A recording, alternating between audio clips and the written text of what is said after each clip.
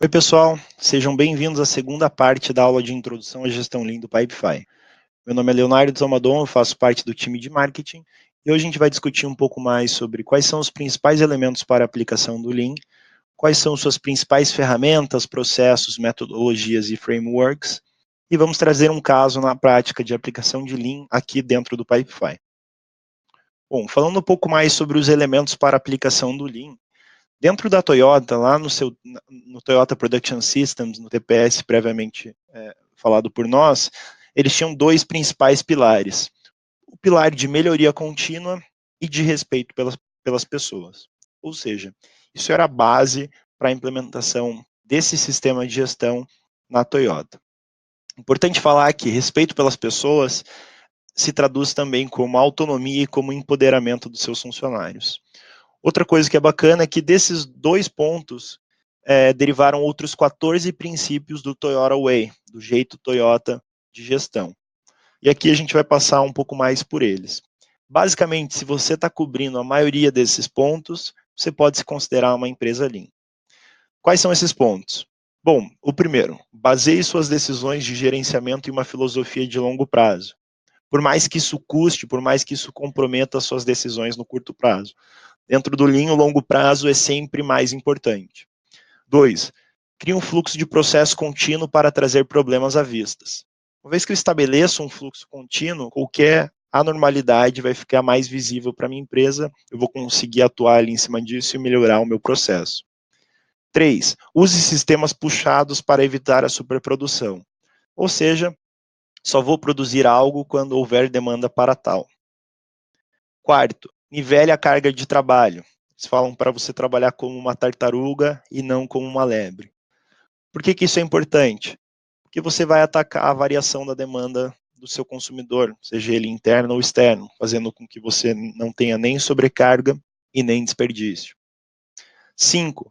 Construa uma cultura de parar para corrigir problemas, para obter a qualidade certa na primeira vez. Uma empresa Lean, ela tem aversão a defeitos. Eles trabalham com qualidade embutida, ou seja, eu vou fazer certo da primeira vez. Nenhum defeito vai passar adiante.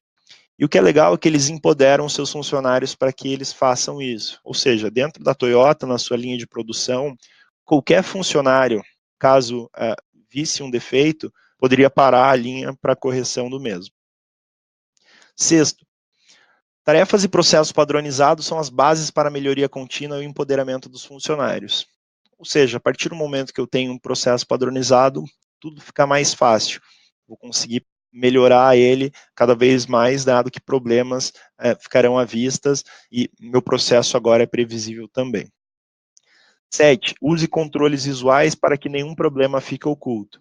Então, uma empresa Lean usa muito sistema visual, desde um Kanban a relatórios visuais, gráficos, dashboards e assim por diante, para que nenhum problema fique oculto e você tenha toda a sua gestão à vista. 8. Use somente tecnologia confiável e testada, que atenda ao seu pessoal e seu processo. Aqui a importância de fato você usar ferramentas previamente testadas, de boa reputação, para que isso não comprometa a qualidade de entrega do teu produto ou do teu serviço. 9. Desenvolva líderes que atendem completamente o trabalho, que vivem a filosofia e ensinam aos outros. Então, dentro do Lean, como vocês puderam ver, respeito pelas pessoas, a parte de pessoas tem um papel muito grande. E dentro do Lean, o líder tem um papel ainda maior, dado que a mudança cultural deve começar pelo líder. Esse líder ele deve liderar, por exemplo, para que toda a sua empresa siga. 10. Desenvolva pessoas e equipes excepcionais que seguem a filosofia da sua empresa. Então, novamente, como garantir que meu time segue a filosofia da minha empresa? Dando respeito, empoderamento e autonomia a eles. 11. Respeite sua rede de parceiros e fornecedores. Desafie-os a melhorar com você. Bom, se você está passando por uma jornada de transformação Lean, a Toyota prega que você leve toda a sua cadeia de suprimento, todos os seus fornecedores e parceiros junto com você, para que você possa melhorar a qualidade da cadeia inteira, melhorando cada serviço na sua ponta, cada produto ou serviço na sua ponta também. 12. Vá e veja por si mesmo para entender completamente a situação. Então, novamente, aquele ponto de que os negócios mudaram, hoje você não pode mais trabalhar com suposição, eu tenho que trabalhar com dados, eu tenho que ir até o problema e entender qual é esse problema, ver pelos meus próprios olhos. 13. Tome decisões lentamente, considerando cuidadosamente todas as opções e por consenso, mas implemente-as rapidamente. Ou seja, eu devo tomar uma decisão com muita cautela, mas uma vez tomada essa decisão, eu preciso implementá-la rapidamente, com agilidade. 14.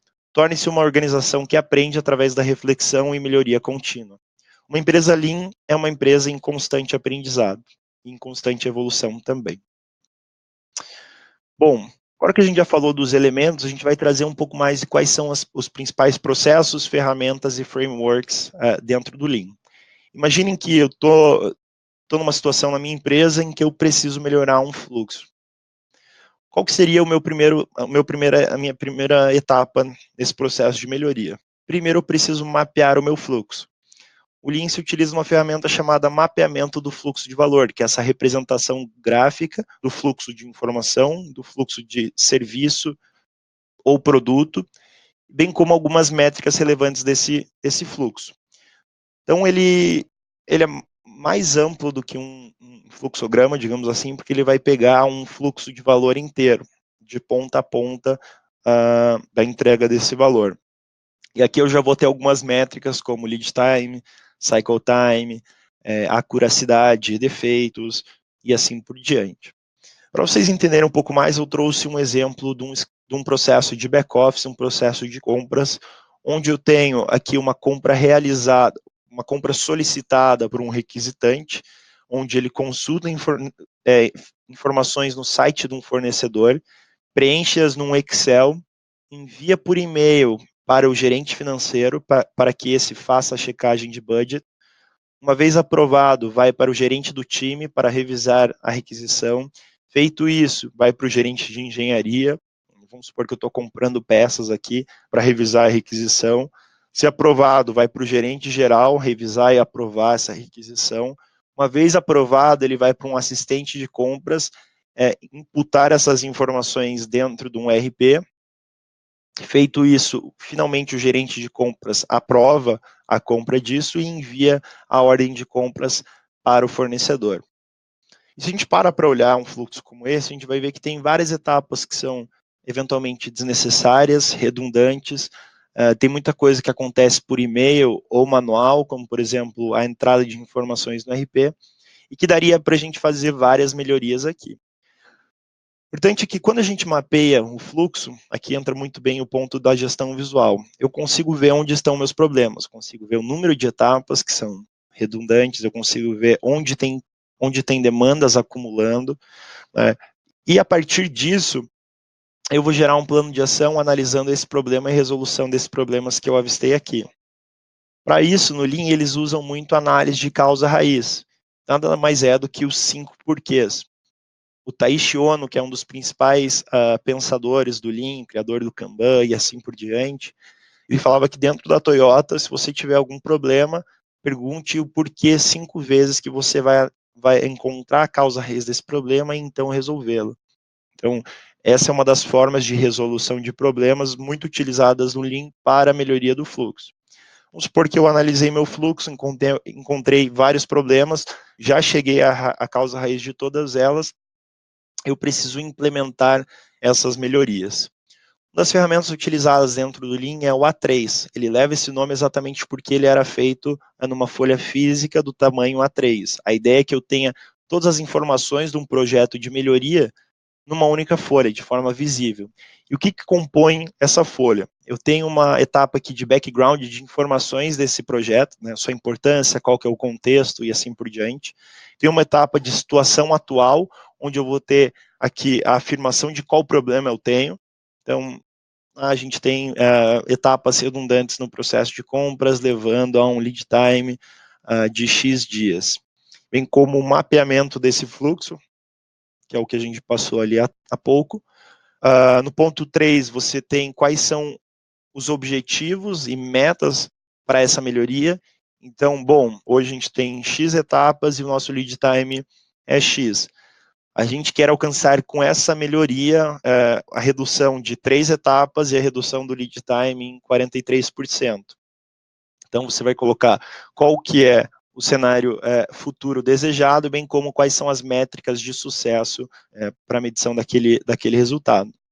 No quarto, você tem análise de causa raiz desses problemas, 5 porquês, problema inicial e assim por diante. No ponto 5, você tem as contramedidas, ou seja, quais são as possíveis soluções, como que a gente vai implementar isso, o que deve ser feito para que a gente reduza o lead time, reduza essas etapas redundantes. No ponto 6 é mais o planejamento de implementação, então quais são as ações necessárias, quais são as datas, quais são as entregas que eu tenho e quais são os papéis individuais atribuídos ao meu time. E na parte 7 a gente tem a etapa de follow-up. Uma vez implementada isso, eu preciso voltar ali, ver se está tudo certo. Se deu certo, eu vou padronizar esse novo fluxo, senão eu posso refazê-lo novamente. Tá? Isso é uma ferramenta muito útil e ela é baseada em outro conceito, que é o PDCA do Deming. Então, aqui do lado esquerdo eu tenho toda a etapa de planejamento, de background, até análise de causa raiz. Aqui na etapa de contramedidas e implementação eu tenho a etapa do do, o D do PDCA, e no follow-up eu tenho o check and act. Então eu vou checar e vou agir em cima disso. Se for algo bem sucedido, eu vou padronizar esse novo fluxo, senão eu vou refazê-lo e assim por diante. Tudo bem? Por fim, a gente tem aqui uma outra ferramenta chamada qualidade embutida. Eu gostaria de fazer algumas perguntas para vocês. Né? O que vocês acham que é mais fácil? Eu fazer certo, fazer correto desde o início, ou retrabalhar para corrigir algum erro que eu tenha lá na frente? Ou ainda, o que é mais fácil? Garantir qualidade no começo, garantir que toda etapa do meu processo entrega o entregável daquela etapa correto da primeira vez, ou ter uma etapa de inspeção ao final de cada um dos meus fluxos. Aqui, quando eu digo o que é mais fácil, é o que é mais fácil, rápido, barato, conveniente e eficiente. Né? Obviamente que é muito mais fácil eu garantir tudo isso no começo. Eu criar uma cultura de qualidade embutida. E como é que você faz isso dentro do Lean? São 4 principais pontos. O primeiro deles é o padrão de execução. Se eu tenho um processo padronizado, eu tenho um processo previsível, qualquer anormalidade vai vir à tona e vai ser notado. O segundo é a aversão a defeitos. Como eu falei para vocês, uma cultura Lean não se passa defeitos para frente. Todos têm que estar empoderados para parar a linha de produção e impedir que um defeito seja entregue. Uma forma de fazer isso também, evitar isso quase que de forma automática, são os Polkayokes. São isso, dispositivos à prova de erros. São formas de eu garantir que se algo estiver fora do padrão, ou melhor, só tem como a gente passar algo para frente que esteja dentro do padrão. Por exemplo, uma máquina de lavar, ela só liga com a porta fechada. E o quarto ponto é o empoderamento, como eu havia falado para vocês. Meu time tem que ter autonomia para si, caso notarem um defeito, parar a linha de produção ou refazer aquilo, melhorar o processo e sempre dar sugestões de melhoria para aquele fluxo ou para aquela entrega de valor. Tudo bem?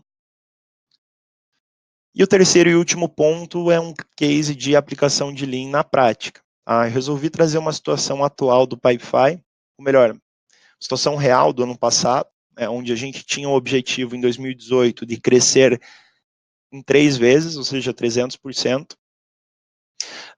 Para tal, a gente fez um mapeamento da nossa operação, uma espécie de mapeamento do fluxo de valor para entender o as is, ou seja, como nossa operação está, quais seriam possíveis gargalos que nos impediriam de alcançar esses 3x, esse crescimento de 3 vezes.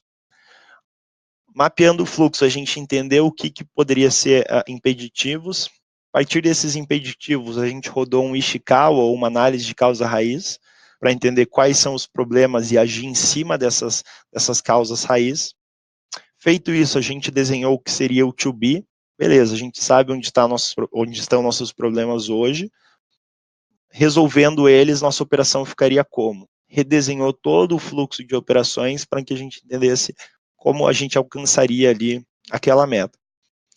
Feito isso, a gente se utilizou do desdobramento de metas, ou que dentro do Lean eles chamam de Roshin Curry, nada mais é do que o alinhamento entre a estratégia e a execução, garantir que está todo mundo no mesmo ponto, na mesma página. E para chegar no na nossa meta, ou no nosso estado futuro, digamos assim, a gente realizou vários eventos Kaizens e experimentos aqui, testes de hipóteses. Então, a gente olhava para o nosso processo, entendia onde havia oportunidade de melhoria, rodava um projeto de melhoria contínua, basicamente parecido com o A3 ali. E ao final a gente fazia o follow-up. Se deu certo, a gente padroniza isso, se não, a gente vai rodar mais uma vez ou vai tentar um approach diferente. Tudo bem? Bom, pessoal, nessa segunda aula de introdução à gestão Lean, a gente fica por aqui e a gente se vê na próxima.